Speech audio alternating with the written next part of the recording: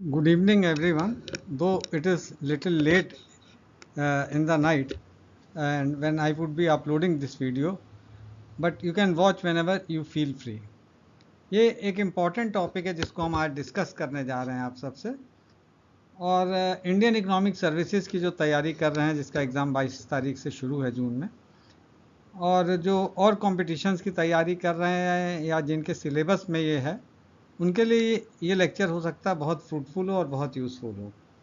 और उसी चीज़ को ध्यान में रखते हुए हमने कोशिश की है कि जितना सिंप्लीफाई हो सके इस ट्रांसीडेंटल लॉगरिथमिक फंक्शन को हम एक्सप्लेन कर सकें आप सबसे, क्योंकि मैंने बहुत से बुक्स पढ़े हैं और बहुत सी वेबसाइट्स को भी देखा है, लेकिन क्लैरिटी नहीं है। तो ये वीडियो छोटा है और आपको क्लैरिटी प्रोवाइड करेगा।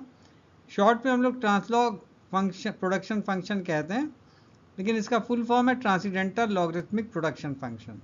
तो TLPF शॉर्ट में हमने लिखा हुआ है और इसी को हम आज आपसे डिस्कस करेंगे। हमने स्टेप बाय स्टेप इसमें चीज़ों को बताया है। शुरू की ये जो 7 स्लाइड्स हैं, ये एक बैकग्राउंड प्रोवाइड करती हैं। आप इनको पढ़ सकते हैं और आप इनको चाहे तो छोड़ भी सकते हैं, ये आपके ऊपर है। लेकिन देखिएगा और समझने की कोशिश कीजिएगा, क्योंकि इसमें ट्रांसीडेंटल लॉगरिथमिक फंक्शन को हमने एक्सप्रेस किया है। यहाँ पे लिखा भी हुआ है कि ट्रांसीडेंटल लॉगरिथमिक प्रोडक्शन फंक्शन को हमें अगर समझना है तो पहले हम ट्रांसलॉग फंक्शन को समझ लें। तो जो ट्रांसलॉग फंक्शन है, सेकंड यहाँ जो पैरा है उसमें लिखा है it is based on Taylor's theorem, कि ये टेलर्स थ्योरम पे आधारित है। टेलर थ्योरम जो है कैलकुलस में वाइडली यूज थ्योरम है, और उसके बारे में यहाँ जानकारी हमने दी है कि टेलर थ्योरम है क्या।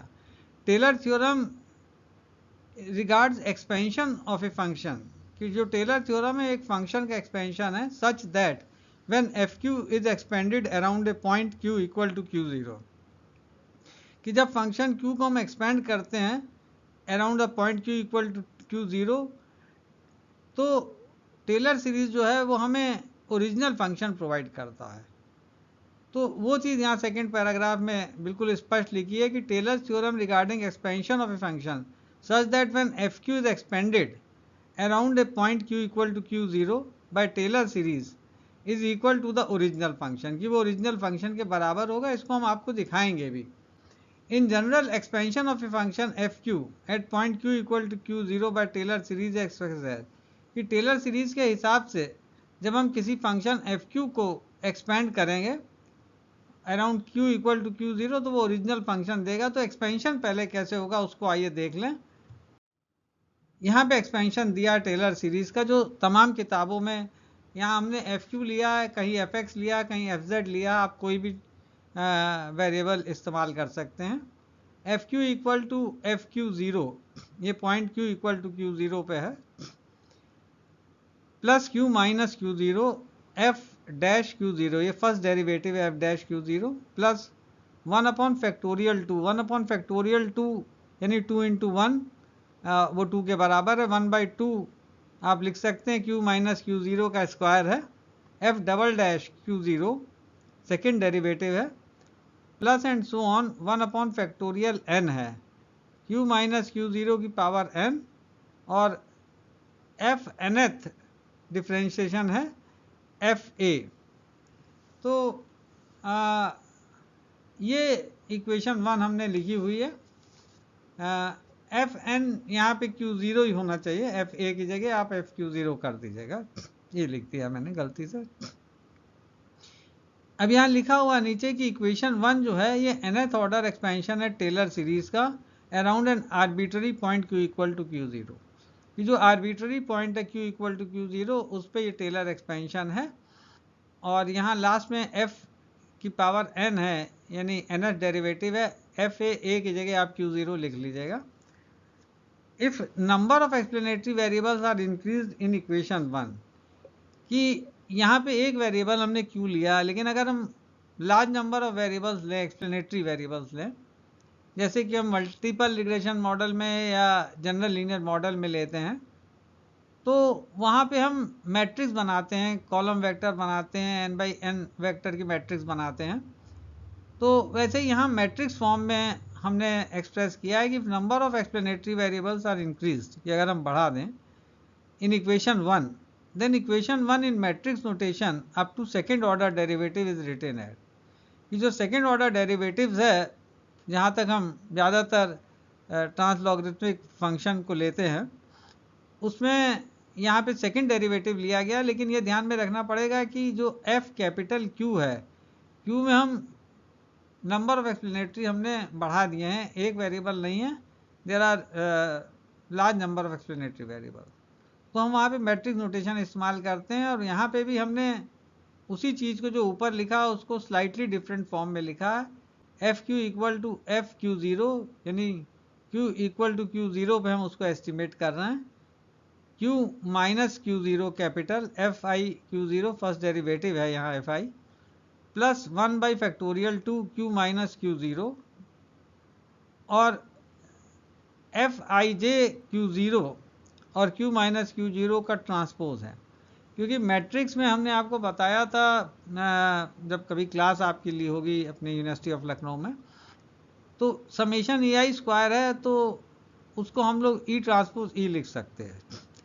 तो मैट्रिक्स में जब मल्टीप्लाई होता है तो कॉलम फर्स्ट वेक्टर मैट्रिक्स का और दूसरे की रो बराबर होनी चाहिए, तो वहाँ हम ट्रांसपोर्ट नोटेशन यूज़ करते हैं। तो इसीलिए यहाँ पे half q minus Q zero f i zero q zero, ये जो आईएथ और जेएथ डायरेक्ट सेकेंड ऑर्डर और क्रॉस पार्शियल डेरिवेटिव्स हैं, वहाँ पे उसकी वैल्यू है q equal to Q zero पे, और Q minus Q zero transpose ये मैट्रिक्स है eight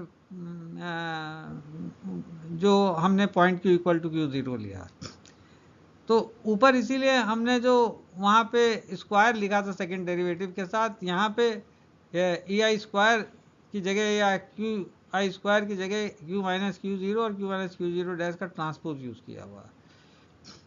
where Q is a vector of explanatory variable, जहाँ क्यू जो है वेक्टर ऑफ एक्सप्लेनेटरी वेरिएबल्स है F Q. Q zero is vector of arbitrary point, जो arbitrary points हैं जहाँ पे हम Q equal to Q zero को निकालना चाह रहे हैं, वो है F I and F I J are first and second order partial derivatives of the function f Q with respect to explanatory variables. Partial derivatives हैं with respect to explanatory variables fi fij। अब यहाँ पे transcendental function का नीचे meaning दिया कि transcendental functions are non algebraic. Algebraic functions basically होते हैं जो इंटीजर फॉर्म में हम एक्सप्रेस करते हैं, और जिसमें डायरेक्टली हम बॉडमास का रूल अप्लाई कर सकते हैं। नॉन एल्जेब्रिक फंक्शंस जो हैं वो बेसिकली जो लॉगरिथमिक फॉर्म में एक्सप्रेस कर सकें, एक्सपोनेंशियल फॉर्म में एक्सप्रेस कर सकें, जिसको हम डायरेक्टली एल्जेब्रिक फॉर्म में सीधी तौर पे एक्सप्रेस नहीं कर सकते, उन्हें हम ट्रांसीडेंटल फंक्शंस कहते हैं। ये प्राइमरीली नॉन एल्जेब्रिक होते हैं, जो इम्पोर्टेंट बात है। And one form of which is logarithmic, जिसका एक फॉर्म लॉगरिथमिक है, दूसरा एक्सपोनेंशियल हो सकता है। And it's expansion in economic theory is restricted to second order derivatives. कि वैसे तो आप nth ऑर्डर का भी एक्सपेंशन कर सकते हैं एल्जेब्रिक, लेकिन इकोनॉमिक थ्योरी में हम लोग ज़्यादातर सेकेंड ऑर्डर डेरिवेटिव्स तक ही अपने को सीमित रखते हैं, क्योंकि उससे हम मीनिंगफुल इन्फ्रेंसेस इकोनॉमिक थ्योरीज में निकाल सकते हैं। तो वो चीज़ यहाँ पे लिखी हुई है कि restricted to second order derivatives so as to draw meaningful inferences from it. Hence equation 2 is transformed in logarithmic terms as follows। जो इक्वेशन 2 हमने पीछे निकाली है वेक्टर फॉर्म में, वो अब हम लॉगरिथमिक फॉर्म में ट्रांसफॉर्म कर दें ताकि वो ट्रांसीडेंटल फंक्शन के रूप में अभिव्यक्त की जा सके। अब कैसे करेंगे वो यहाँ पे देखने की चीज़ है, बहुत हमने सिंपल तरीके से इसे एक्सप्लेन किया है। डेरिवेशन ऑफ ट्रांसलॉग प्रोडक्शन फंक्शन, कि हम ट्रांसलॉग प्रोडक्शन फंक्शन को कैसे डिराइव करते हैं। यहाँ पे हमने मान लिया F log X, L N log X है, नेचुरल लॉग है L N, F log X equal to log of phi X, और जहाँ phi X equal to E to the power log X है, ये एजम्पशन हमने लिया हुआ है। और उसका कारण ये है कि एफ लॉग एक्स फिर लॉग एक्स के बराबर हो जाएगा, क्योंकि जो फाई एक्स की जगह जब E to the power of log X रखेंगे तो log of E to the power है लॉग एक्स, केवल log x के बराबर हो जाएगा। फाई एक्स की जगह जब आप e to the power log x रखेंगे तो log of e to power log x यानी वो सिंपल log x के बराबर हो जाएगा। तो वही चीज़ यहाँ लिखी है f log x equal to log x।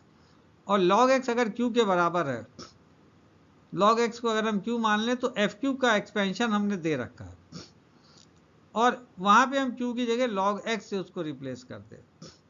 तो इक्वेशन 2 में हम q की जगह log x रख दें तो हमें ये मिलेगा लेफ्ट हैंड साइड में log ऑफ फाई x, क्योंकि f log x log of phi x के बराबर है। log of phi x equal to f log x 0, यहाँ q 0 था और यहाँ पे f log ऑफ q 0 हो जाएगा, plus log x minus log x 0 f log x 0 हो जाएगा, plus 1 upon factorial 2 log x minus log x 0 f i j log x 0 bracket में रहेगा क्योंकि x 0 पे हम एस्टिमेट कर रहे हैं।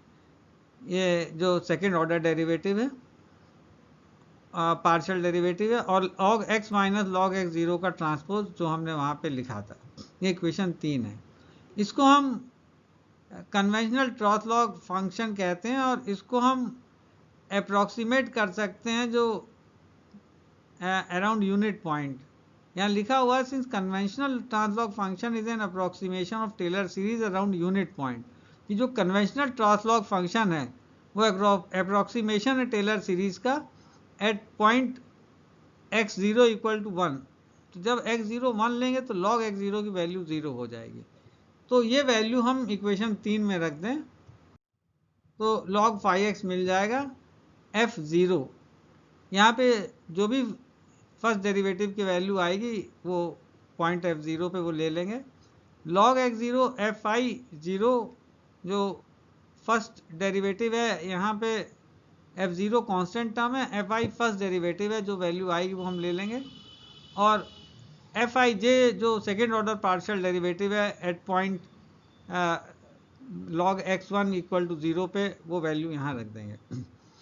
और इसको जब सॉल्व करेंगे तो हमें मिलेगा log फाई x, ये कांस्टेंट टर्म है, log अल्फा 0 लिख दिया। यहाँ पे fi0 की जो भी वैल्यू वो अल्फा i से रिप्रेजेंटेड है। ये फंक्शनल फॉर्म है, तो जब आप 0 रखेंगे जरूरी नहीं है पूरा फंक्शन 0 हो जाए, कोई एक आपको टर्म मिलेगा और उसको हमने अल्फा आई मान लिया।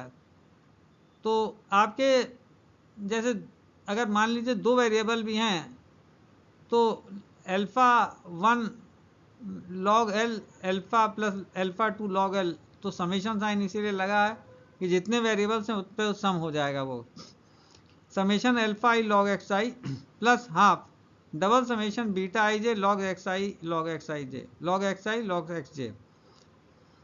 और यहाँ पे f0 equal to log alpha 0 हमने लिख दिया है, fi0 अल्फा आई है, fij एट 0 बीटा आई जे है। यहाँ लिखा हुआ है नीचे नोट पढ़ लीजिएगा, log alpha 0 is a constant term, xi is ith input है, xj jth इनपुट है, such that these inputs very from 1 to n, ये n तक वेरी करेंगे। Both alpha I and beta I J are first and second order derivatives of log function, ये partial derivatives हैं of log function at unit point पे जो value आएगी। अब यहाँ पे इक्वेशन 5 को हमने सिंप्लीफाई किया है, log हटा दिया है तो fi(x) हो जाएगा, और ये log क्योंकि प्लस है इसको मल्टीप्लाई में हम लिख सकते हैं, log alpha 0 into log xi की पावर अल्फा आई चला जाएगा और यहाँ से log हट जाएगा, xi की पावर हाफ की जगह 0.5 बीटा आई जे आ जाएगा और उसकी पावर log xj चला जाएगा। वो चीज़ यहाँ लिखी है, phi X equal to alpha 0 summation xi की power alpha I summation xi की power 0.5 summation beta I J xj। तो log जब हम हटाएंगे दोनों तरफ से एक्सपोनेंशियल लेके तो आपको ये वैल्यू मिल जाएगी, और ये आसान है याद करना। इसी को ट्रांसीडेंटल लॉगरिथमिक फंक्शन भी कहते हैं, क्योंकि इसको रिमेंबर करना आसान है। यही चीज़ यहाँ लिखी है कि अगर फाई एक्स को हम y मान लें तो y equal to alpha 0 summation xi की power alpha summation X J की power 0.5 summation beta I J X J, ये ट्रांसीडेंटल लॉगरिथमिक फंक्शन है। यहाँ लिखा है equation 7 represent input output relationship and is termed as translog production function, या translog is abridged version of transcendental logarithmic function, कि उसका abridged version है transcendental logarithmic function का, ट्रांसलॉग फंक्शन। दो equation 7 is easy to remember, कि equation 7 याद रखना आसान है, कई किताबों में ट्रांसलॉग फंक्शन यही दिया है। But transcendental means non algebraic, क्योंकि ट्रांसीडेंटल का मतलब नॉन एल्जेब्रिक है, इसलिए standard way is to express in log terms, कि इसको स्टैंडर्ड वे जो एक्सप्रेस करने का वो लॉग टर्म्स में है, as in equation 5 with phi X replace by Y. Phi X को अब हमने वाई से रिप्लेस कर रखा है, तो log Y equal to log alpha 0 summation alpha I log X I, ये पहले भी लिखा था, plus half double summation beta I J log X I log X J, equation 8 है। और यही इक्वेशन यहाँ पे हमने लिखी हुई है, इक्वेशन 8 जो पीछे लिखी है, ये इसलिए लिखी है कि हमने इसको रिपीट किया ताकि ये बता सकें कि यही ट्रांसीडेंटल लॉगरिथमिक फंक्शन है। और ये फॉर्म पहली बार क्रिश्चियनसेन, जॉर्जनसन और लव ने प्रपोज किया था अपने दो पेपर्स में 71-73। तो दूसरी इंपॉर्टेंट बात है कि ट्रांसीडेंटल लॉगरिथमिक फंक्शन पहली बार क्रिश्चियनसेन, जॉर्जनसन और लव ने अपने पेपर्स में प्रपोज किया था, और उसको टर्म भी दिया था ट्रांसलॉग प्रोडक्शन फंक्शन। और इसका पर्पस ट्रांसलॉग प्रोडक्शन फंक्शन का प्रपोज करने का इसलिए था क्योंकि elasticity of substitution Cobb Douglas के केस में 1 होती है, आपको पता है, और सी एस प्रोडक्शन फंक्शन में 1/1 प्लस रो कांस्टेंट रहती है अराउंड द आइसोक्वेंट। तो इलास्टिसिटी एक में कांस्टेंट रहती है अराउंड आइसोक्वेंट, और एक में यूनिटी उसकी हमेशा वैल्यू रहती है। तो उसको अवॉइड करने के लिए, क्योंकि इलास्टिसिटी ऑफ सब्स्टिट्यूशन वेरी कर सकती है अराउंड आइसोक्वेंट, तो ये प्रोडक्शन फंक्शन क्रिश्चियनसेन, जॉर्जनसन, लव ने प्रपोज किया था। हालांकि इनिशियल एफर्ट्स एक अल्टरनेटिव प्रोडक्शन फंक्शन देने के, सी डी और सी एस के अल्टरनेटिव देने के, कैमेंटा ने 1967 में प्रपोजल दिया था। बाद में ग्रिल्स और रिंगस्टेड ने 1971 में propose its own production function, और सार्जेंट ने 1971 में इन प्रोडक्शन फंक्शन को जो कैमेंटा ने या ग्रिल्स और रिंगस्टेड ने प्रपोज किए थे उसको log quadratic production function term किया था। लेकिन क्रिश्चियनसेन, जॉर्जनसन और लव ने पहली बार ये ट्रांसलॉग प्रोडक्शन फंक्शन नाम दिया, और इसीलिए इनके नाम से transcendental logarithmic production function associated है। Before discussing properties let us confine to 2 factors of production, labour and capital in translog production function. क्योंकि जब हम एक्स आई एक्स जे लिख रहे हैं और इसका शॉर्ट फॉर्म यहाँ पे हम दे रहे हैं समेशन वगैरह लगा के, अगर हम वेरिएबल्स स्ट्रिक्टली कन्फाइन कर दें, लेबर और कैपिटल दो हैं, तो ये ट्रांसलॉग फंक्शन को हम इक्वेशन फॉर्म में कैसे रिप्रेजेंट कर सकते हैं, वो आपके लिए जानना जरूरी है। और ये जो 7 स्लाइड शुरू की हैं, ये आपको एक आइडिया देती हैं कि ट्रांसलॉग फंक्शन है क्या, और कैसे हम टेलर सीरीज को जब हम सेकेंड डेरिवेटिव तक कन्फाइन करते हैं, वेरिएबल्स कितने भी हों, तो हमें ये ट्रांसीडेंटल लॉगरिथमिक फंक्शन मिलता है। और उसका फॉर्म हमने यहाँ इक्वेशन 8 पे बिल्कुल स्पष्ट कर दिया है। इसको थोड़ा सा रिमेंबर करने में दिक्कत है, तो एक अल्टरनेटिव फॉर्म भी हमने दिया हुआ है, उसको आप यूज़ कर सकते हैं, लेकिन 8 स्टैंडर्ड फॉर्म है और इसी को यूज़ कीजिए, क्योंकि यही फॉर्म क्रिश्चियनसेन, जॉर्जनसन और लव ने दिया था, और उन्हीं ने इसका नाम ट्रांसलॉग प्रोडक्शन फंक्शन दिया। तो एक बेसिक आइडिया हमने दिया। अगर आपको अच्छा लगे तो ये 7 स्लाइड पे गौर कीजिएगा, नहीं तो आपका काम ये जो स्लाइड 7 है और जो ये प्रोडक्शन फंक्शन जैसे चल सकता है। अब हम केवल 2 फैक्टर ऑफ प्रोडक्शन ले रहे हैं, लेबर और कैपिटल, और हम ट्रांसलॉग लिखेंगे कैसे, वो हमने यहाँ लिखा हुआ है। लेबर और कैपिटल 2 फैक्टर्स हैं, log Y equal to log alpha 0, पहला टर्म है constant, plus alpha 1 log L, alpha 1 parameter है, लॉग एल लेबर है, नेचुरल लॉग है L N, alpha 2 log natural है एल एन के कैपिटल है, half alpha 1 1 log square L plus half alpha 2 2 log square K plus alpha 1 2, क्योंकि दो cross partial derivatives होते हैं तो उनको जब आप सम करेंगे तो हाफ हाफ 1 हो जाएगा, और क्योंकि अल्फा 1 2 अल्फा 2 1 के बराबर है लॉग एल लॉग के या लॉग के लॉग एल लिख लीजिए, तो वो सम होके 1 आ जाएगा। Alpha 1 2 log L log K यहाँ पे लिखा हुआ। इस प्रोडक्शन फंक्शन को आपको याद रखना पड़ेगा क्योंकि आगे की प्रॉपर्टीज इसी पे आधारित है, और ये जो अगली 4-5 स्लाइड्स हैं आपके लिए, मोटे तौर पे 5 स्लाइड हैं, ये बहुत इंपॉर्टेंट हैं आपके इकोनॉमिक सर्विसेज के लिए भी और जहाँ पे जो सिलेबस है उसको। लेकिन एक बेसिक आइडिया माइंड में रखना होगा, ट्रांसेंडेंटल लॉगरिथमिक फंक्शन क्या है। It is an expansion of Taylor series, और उसमें हम ज़्यादातर सेकंड डेरिवेटिव तक लेते हैं। नंबर ऑफ वेरिएबल्स आप बढ़ा सकते हैं, 2 की जगह 4 6 जितना लेना चाहे ले सकते हैं, लेकिन 2 वेरिएबल भी लेंगे तो चीज़ें बहुत कॉम्प्लिकेटेड हो जाएंगी। अभी हम उसको आपको दिखाएंगे। अब हम प्रॉपर्टीज ऑफ ट्रांसलॉग प्रोडक्शन फंक्शन पे चलते हैं, क्योंकि ये प्रॉपर्टीज कई बार इंडियन इकोनॉमिक सर्विसेज में पूछी गई हैं। इन प्रॉपर्टीज को थोड़ा आपको जहन में रखना पड़ेगा। पहली प्रॉपर्टी यहाँ है output elasticity of input X I, इसको इलास्टिसिटी ऑफ स्केल भी कहते हैं, यहाँ ई आई लिखा हुआ है। Partially differentiating above equation with respect to log L log K gives, यहाँ ईटा आई है, ये ई है, हमसे यहाँ टाइप होने में गलती हुई है, ई आई कर लीजिएगा जो ऊपर लिखा हुआ है। इलास्टिसिटी ऑफ स्केल या output elasticity with respect to labour and capital है। तो पहले output elasticity with respect to labour है, ई एल लिखा हुआ है, ये हो जाएगा delta log Y by delta log L. Elasticity का ये फार्मूला होता है लॉग टर्म्स में। तो delta log Y by delta log L, यानी ऊपर की इक्वेशन को आप डेल्टा लॉग एल के रिस्पेक्ट में डिफ्रेंशिएट करेंगे तो कांस्टेंट टर्म 0 हो जाएगा, अल्फा 1 आ जाएगा, यहाँ लिखा हुआ है, अल्फा 2 0 हो जाएगा क्योंकि पार्शियली डिफ्रेंशिएट कर रहे हैं, 2 टाइम्स लॉग एल आ जाएगा और 2 2 कैंसिल हो जाएगा, अल्फा 1 1 लॉग एल आ जाएगा, फिर ये टर्म 0 हो जाएगा लॉग स्क्वायर के वाला, और लास्ट में लॉग एल लॉग के है तो लॉग एल के रिस्पेक्ट में करेंगे तो अल्फा 1 2 लॉग के आ जाएगा। तो ये पार्शियल इलास्टिसिटी है, partial output elasticity with respect to labour. ये एक्सप्रेशन याद रखिएगा, alpha 1 plus alpha 1 1 log L plus alpha 1 2 log K. बहुत मैंने सिंप्लीफाई करके आपके लिए निकाला है। अब दूसरा E K output elasticity with respect to capital, delta log Y by delta log K.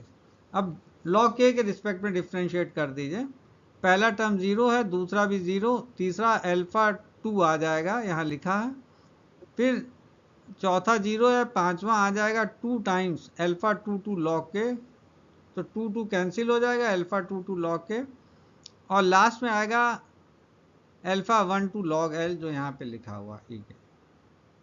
अब इससे आप मार्जिनल प्रोडक्ट निकाल सकते हैं, delta Y by delta L, तो वो लिखा हुआ है कि delta Y by delta L बराबर हो जाएगा delta log Y by delta log L into Y by L, क्योंकि delta log Y 1 upon Y delta Y, तो ये बेसिकली हो जाएगा यहाँ पे जब डेल्टा लॉग वाई को आप डिफ्रेंशिएट करेंगे तो डेल्टा वाई आएगा और डेल्टा वाई अपॉन वाई, और डेल्टा एल अपॉन एल, तो delta Y upon delta L into Y by L ये आएगा। तो हमने शॉर्ट फॉर्म में सिर्फ इतना ही लिख दिया, delta log Y by delta log L into Y by L. तो यहाँ पे ये जो ऊपर एक्सप्रेशन आया alpha 1 alpha 1 1 log L alpha 1 2 log K, और इसी चीज़ को यहाँ हमने लिखा alpha 1 1 log L alpha 1 2 log K into Y by L. इसको थोड़ा सा आप सॉल्व करेंगे तो आपको ये एक्सप्रेशन मिल जाएगा, delta Y by delta L का वैल्यू मिल जाएगी। क्योंकि इसको आप सॉल्व करेंगे तो आपको ये मिलेगा डेल्टा वाई अपॉन वाई और डेल्टा एल अपॉन एल। तो एल अपॉन वाई आएगा, वो कट जाएगा, delta Y by delta L की वैल्यू आपको मिल जाएगी।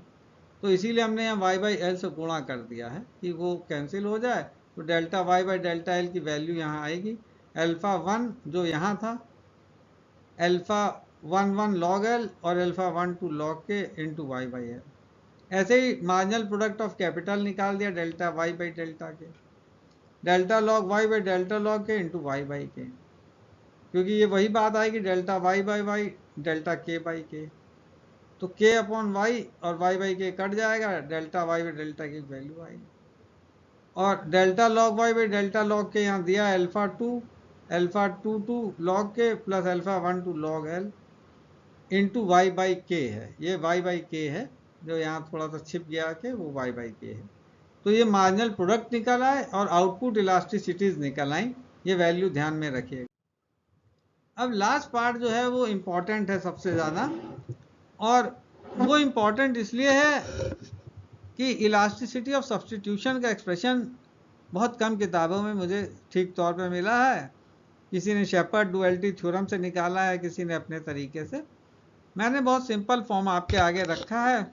ये स्टैंडर्ड फार्मूला है इलास्टिसिटी ऑफ सब्सटीट्यूशन का, जो मैंने लिखा है F1 F2 F1 x1 plus F2 x2 upon x1 x2 into 2 times F12 F1 F2 minus F11 F2 square minus F22 F1 square. Standard formula है, आप किसी भी प्रोडक्शन फंक्शन के लिए इससे इलास्टिसिटी ऑफ सब्सटीट्यूशन निकाल सकते हैं और आप चेक भी कर सकते हैं। अब आइए देखें, F1 या F2 Fi हमने लिखा, ये फर्स्ट पार्शियल डेरिवेटिव है इनपुट xi के रिस्पेक्ट में। अगर लेबर है तो लेबर के रिस्पेक्ट में। Fij सेकेंड ऑर्डर डेरिवेटिव है, डायरेक्ट पार्शियल दोनों, डायरेक्ट और क्रॉस पार्शियल दोनों। Delta 2f by delta xi square लिखा हुआ first and second order partial derivative है। अब partially differentiating the translog production function given below. ये ट्रांसलॉग फंक्शन जो पहले हमने लिखा था वो दिया हुआ log Y equal to log alpha 0 plus alpha 1 log L plus alpha 2 log K half alpha 1 log square L half alpha 2 log square K plus alpha 1 log L log K. अब इसका पार्शियल डेरिवेटिव निकालना है, ये आप अपने आप भी निकाल सकते हैं और चेक कर सकते हैं। F1 हुआ E L into Y by L, first partial derivative हमने निकाला। आप चेक कर सकते हैं, हमें कोई इसमें आपत्ति नहीं है, क्योंकि जब आप फर्स्ट पार्शियल डेरिवेटिव निकालेंगे तो 1 अपॉन वाई इधर आ जाएगा और इधर 1 अपॉन एल आपको मिलेगा जो नीचे चला जाएगा। बाकी एक्सप्रेशन जो आपको मिलेगा alpha 1 plus alpha 1 log L plus alpha 1 log K, ये output elasticity with respect to labour के बराबर है। तो उसकी जगह हमने ई एल लिखा है और साथ में वाई बाई एल लिख दिया है, E L into Y by L लिख दिया है। ये फर्स्ट पार्शियल डेरिवेटिव है with respect to labour. F2 आप निकाल सकते हैं first partial derivative with respect to capital, वो उसी तरह से ई के वाई बाई के मिल जाएगा। अब इसमें F1 स्क्वायर की वैल्यू निकल जाएगी, E square L Y square upon L square, ये लिखा हुआ। F2 को स्क्वायर कर दीजिए, E square K Y square upon K square.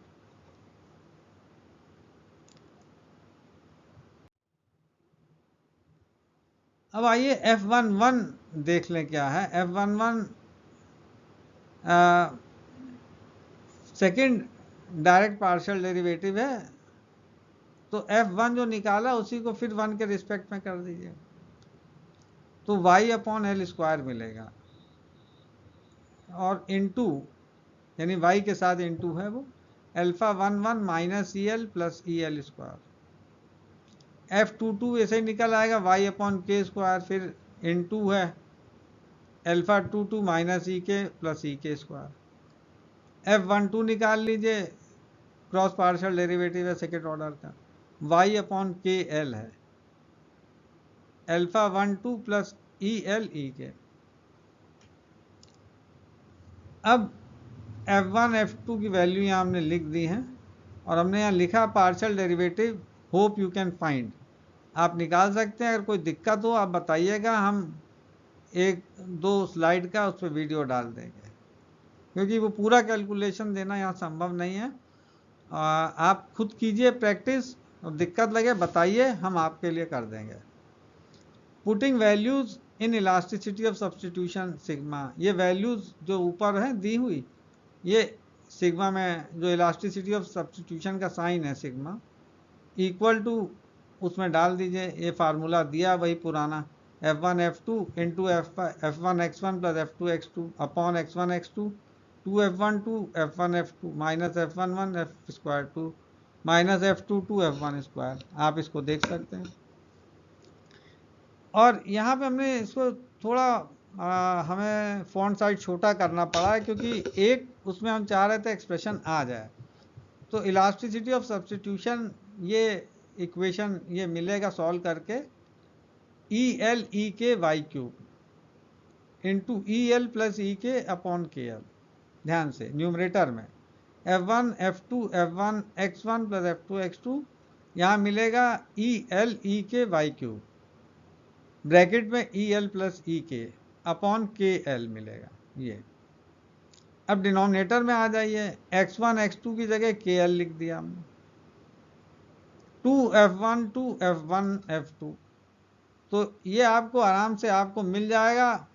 अगर आप ध्यान से देखेंगे तो 2y³ हमने बाहर कॉमन ले लिया, alpha 1 2 plus E L E K upon K square L square मिल जाएगा। पहला टर्म जो है 2F1 2F1 F2 minus F1 1 F square 2, ये मिलेगा ई स्क्वायर के y³ और ब्रैकेट में E square L minus E L plus alpha 1 1, sequence में है सब चीज। और फिर F2 2 F1 स्क्वायर। अब जब आप upon K square L square भी है, और ये लास्ट टर्म है ई स्क्वायर एल y³ ई स्क्वायर के माइनस ई के plus alpha 2 2 upon K square L square है। तो के स्क्वायर एल स्क्वायर, ये जो तीनों टर्म है इसके नीचे है, याद रखिएगा। और ऊपर के एल है और डिवाइड के एल से किया गया, तो वो भी के स्क्वायर एल स्क्वायर हो जाएगा, वो कैंसिल हो जाएगा। आपके पास बचेगा ये लास्ट एक्सप्रेशन है ई एल ई के, y³ भी कट जाएगा, ऊपर नीचे y³ कट जाएगा, कॉमन लेंगे तो आपको मिलेगा ई एल ई के पहला टर्म ई एल प्लस ई के न्यूमरेटर में। अब डिवाइड का साइन लगा, नीचे आपको मिलेगा, क्योंकि के स्क्वायर एल स्क्वायर कट चुका है, y³ कट चुका है, तो 2 times alpha 1 2 plus E L E K minus E square K second term E square L bracket में minus E L plus alpha 1 minus E square L last term है, E square के minus ई के plus alpha 2। तो ये last की जो value है ये इलास्टिसिटी ऑफ सब्सटीट्यूशन है। और ये इलास्टिसिटी ऑफ सब्सटीट्यूशन जो है ये डिपेंड कर रही है आउटपुट इलास्टिसिटी ऑफ लेबर और आउटपुट इलास्टिसिटी ऑफ कैपिटल पर। और आउटपुट इलास्टिसिटी ऑफ लेबर और आउटपुट इलास्टिसिटी ऑफ कैपिटल, जैसे जैसे आप कैपिटल लेबर को बदलेंगे तो ये आउटपुट इलास्टिसिटी पे उसका इम्पैक्ट आएगा।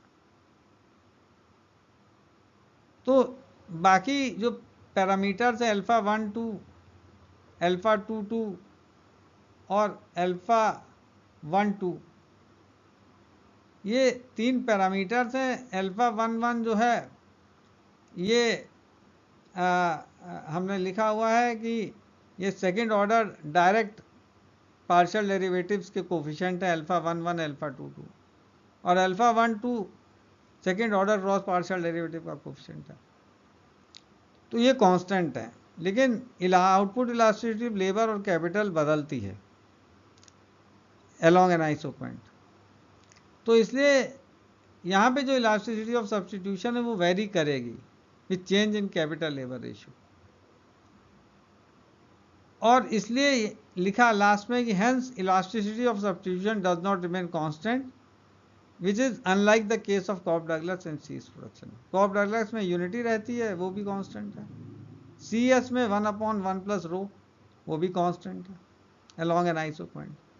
लेकिन यहाँ पे चूंकि आउटपुट इलास्टिसिटी ऑफ लेबर और कैपिटल वेरी करेगी हर पॉइंट पे, आइसो पॉइंट पे, इसलिए elasticity of substitution translog production function में कांस्टेंट नहीं है। और ये प्रूफ कई बार इंडियन इकोनॉमिक सर्विस पूछा गया है, और इसको मैंने बहुत आसान ढंग से यहाँ पे आपके आगे रखा है। कोई डाउट हो कहीं पे भी आप उसको पूछ सकते हैं। एक सिंपल वीडियो है, शुरू में 7 स्लाइडों में मुझे मेहनत पड़ी है, वो इसलिए की कि आप ट्रांसलॉग फंक्शन को समझ सके कि टेलर सीरीज़ क्या है, ट्रांसलॉग फंक्शन कैसे जुड़ा हुआ है।